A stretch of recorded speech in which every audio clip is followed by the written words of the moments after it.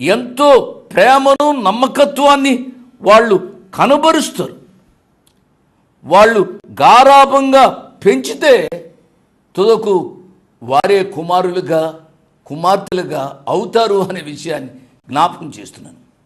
ఈ విషయంలో యవనస్తులకు ఒక ప్రత్యేకమైన సలహా ఏమిటనగా, మీరు మీ సొంత ఇంట్లో ఉన్నా ఎక్కడ ఉన్నా నమ్మకత్వం కలిగి జీవించాలి అని ప్రత్యేకంగా మనం చేస్తున్నాం. మకమకలాడుతున్న ఒత్తు అనగా, మీరు ఈ మాటను గమనిస్తే, ఇంగ్లీష్ బైబిల్లో గమనిస్తే ఒక క్యాండిల్, ఆ క్యాండిల్ ఏమవుతుందంటే, ఆ క్యాండిల్ ఎప్పుడైతే అంతా వెలిగిన చివరికి వచ్చే వరకు అది ఊగుతుంటుంది కదా. అది ఇంకా కొత్తగా ఉన్నప్పుడు అది ఏమవుతుంది, ఊగుతూ ఉంటుంది. అది ఎప్పుడు ఆరిపోయే పరిస్థితుల్లో ఉండే విధంగా ఉంటుంది.